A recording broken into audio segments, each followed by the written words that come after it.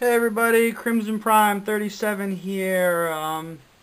This is my video response slash build-off video with Gunplanut.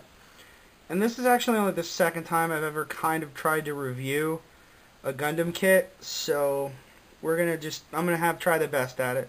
So this is my finished panel-lined decal dry transfer finished kit. The only thing I think I didn't do is do a top coat, and that's only because the weather sucked and I don't have a spray booth or anything.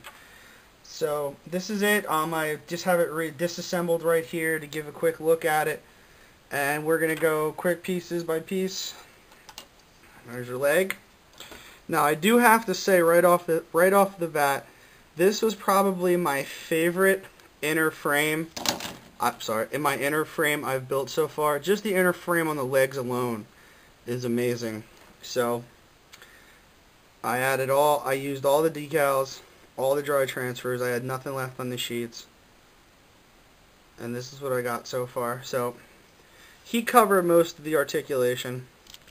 You get a full bend out of the knee, and you get all these little inner workings in there that I think are amazing.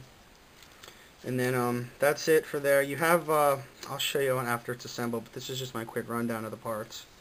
Ankle, side to side. It's on a ball joint. You have pistons in there. I didn't bother painting those because you're not going to see them. You have a little bit of separation here, a little bit of separate movement. And you have this attaches. The thruster's not in there because the paint's drying. I paint all my thrusters Citadel gunbolt silver, and the insides with I think they're orc blood red. That's how I do all my thrusters. So that's not there because it's drying. And that's it. That's everything right there. That's the leg. Hope you enjoy it. Then we're gonna put that over here with the other leg. Other leg's the same way, but you can see I added some of the decals, some of the dry transfers there, just to give it like a little bit of oomph. See if you can see that. My camera doesn't want to focus, but there you go. And then you've got the waist slash crotch piece. You have all the decals on there, all the panel lining, all the dry transfers, the side skirts. Each the front and the back skirts move individually. They're on separate ball joints. The side skirts don't hold a weapon, but they kind of remind me of what was the kit? Some other kit I've done that had side skirts this way, but it didn't. It doesn't hold anything, so it's kind of weird. I was gonna paint this little arrow, the little chevron thing, but I don't know why I just didn't get to it. I think I forgot. But waist, crotch piece, right there. The tanks. These are right here. Nice copper, and all the pegs were pegs were undergated, so you don't have any nub marks messing up that nice copper color there. But this is it. That's the only copper that was there. Now you got the shoulders.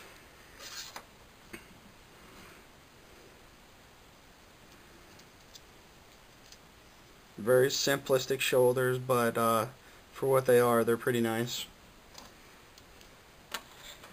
You got the arms. This is the right arm, which full articulation. It has the 3 fingers, then the index finger on one of the thumb. It's all on ball joints. There's not much movement, but with the wrist joint peg, you have full range of anything you want to do. And then stickers. This comes out. This is an ammo pack. I have mine stuck in there with what they call glue dots. It's just a little double-sided piece of sticky tape. It comes out. It can pop out anytime I want. It was just really loose, so that's what I did. Here's your arm bend. There you go. And it's your typical peg shoulder joint. And that's that arm. Here is the left arm. All the same articulation, but in this arm you have the extra beam saber right there, which comes out, which is the tinier beam saber. I have that all nice and done up. Then you just stick that back in, and it has like a mechanism. If you push in it, it folds down, so that's nice. And that's the left arm. Now for the torso. This is funny with the torso. Here's the stabilizing fin you have back here. Vents. This opens up. It's a little tricky, but it slides open, and then you can see a ray in there. Well, Amaro in there. And it closes nicely. Now, your shoulders go up like that. Now, the one thing that I thought was funny about this kit, I actually built this whole thing together without putting in the peg to hold this V-fin. So I had to I had to shave some of the side posts off to fit this in there, but once I just separated it a little, it popped right in. So it might be a little bit loose, but it's still pretty stable. And the thrusters on the back of here are still drying. Like I said, I paint those. And that's it for the torso.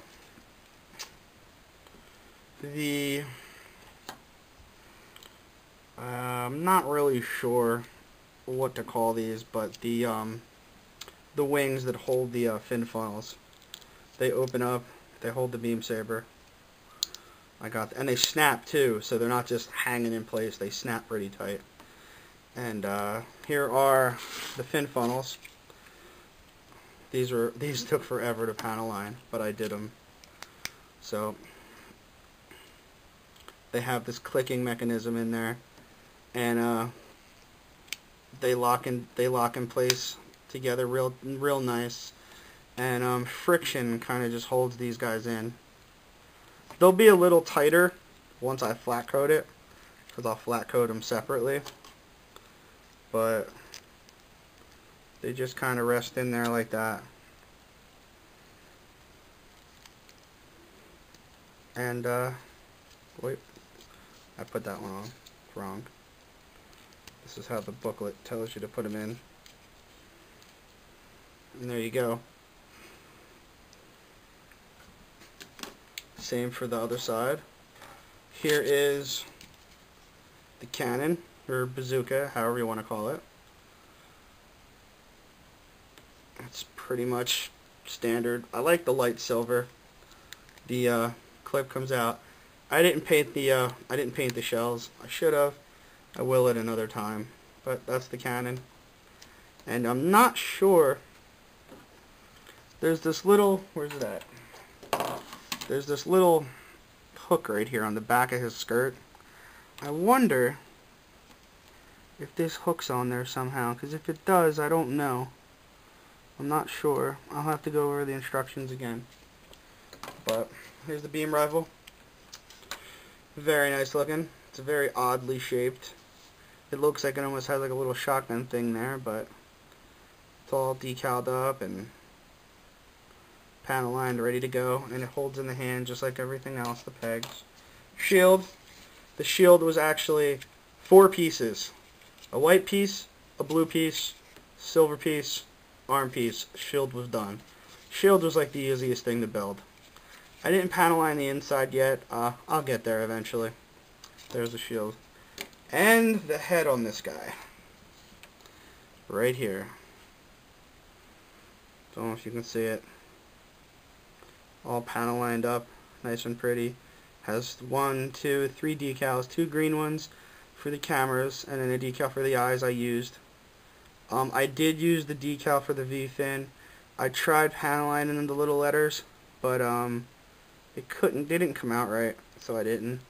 And the back of the head, side of the head, decals, all nice underneath.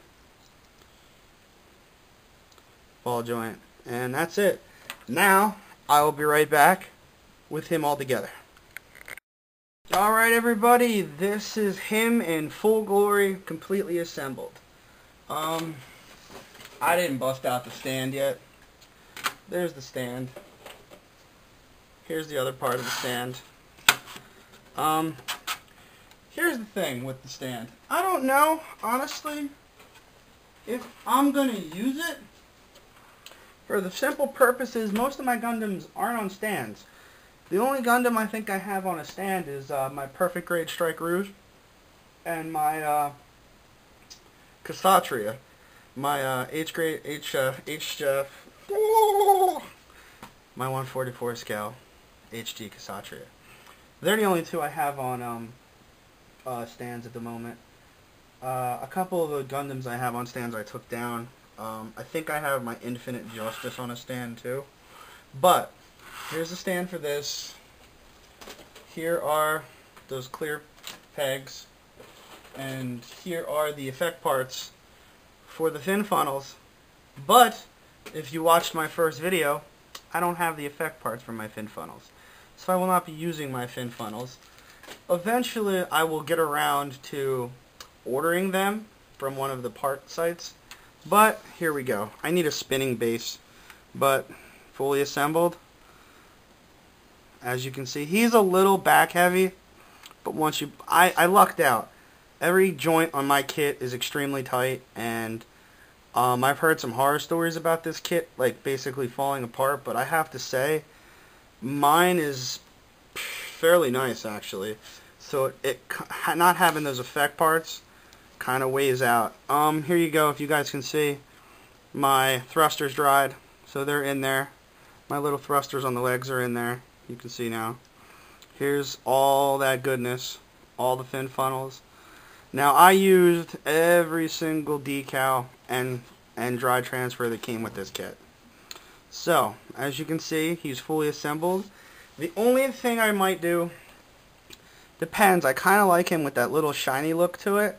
But I might top coat it flat, or maybe satin. I don't know, but we'll get that in there. Put the bazooka right there. And here are the beam sabers. You get only 2 sets, so and you'll always have one beam saber that doesn't have a beam in it. But here's for the bottom, and here's for the tops, for the 2 in his shoulders, or the 1 beam saber in his arm. And that's it, guys. I'd like to thank Gunplanut for giving me the opportunity to build this with him. I've had this in my closet for a year, and I wish I've known sooner, because maybe I could have exchanged it.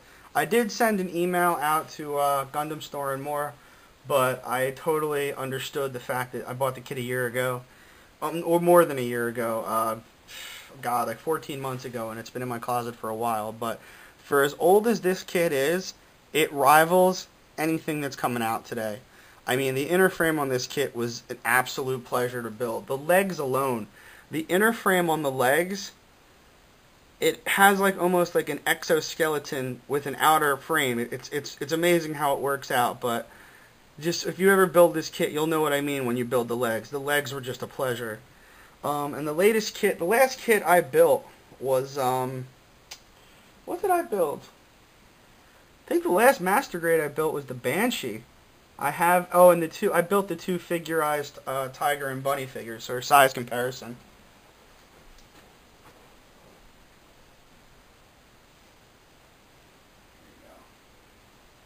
Here, everybody. This is Wild Tiger, the figurized master grade kit, right next to my boy here. I have the Verka new Gundam in my closet. I'm building him next because I almost forgot. It's been a while since I built a master grade, and I gotta say I miss it. And as you can see, I added a couple of the extra dry transfers in there, like the 2 unicorn symbols there, and the I don't know, like a lot of these. I didn't really look at the instructions on where to put the stickers. I just kind of added them. So I hope you guys like it. I am a very big fan of building master grade kits right out of the box and clean. I don't like the weather. I like clean lines, straight lines, crisp lines. I like clean stickers. As you can see with my Wild Tiger here, same thing. I will top coat it like I do some of my Gundams just when the weather breaks. I don't know if I'm going to use a stand yet, so we'll see what happens, but he has a place on my shelf, and hope you guys all enjoy. And like I said, I want to thank Gunplanut again for involving me in this, and Henry, you got your hands busy, or should I say Vegeta, you got your hands busy now, and he called you out. But if I would have known you had this kit, I would have waited, and all three of us could have did it. So I apologize for that. So maybe next time we'll get another kit. I got a big backlog. I got about 9 kits in my closet. But I think my next build is definitely going to be the one kit that everybody keeps telling me I have to build. Is going to be the Sword Impulse. Apparently that's the kit to have, and that's the kit to build. So I'm building the Sword Impulse right after I build the High Nu. I mean, not the High Nu, the new Verka. I ordered the Sinanju Stein, so we'll see how that goes. Alright guys, thank you for watching. And I'm going to be shooting a video tonight, because those of you that were following me, I've been finished my Perfect Grade Titans for a while. So I'm going to do a real quick video just to see show you guys where he ended up and how he looks. Alright again, thanks again for watching guys, and I'll see you at the next video.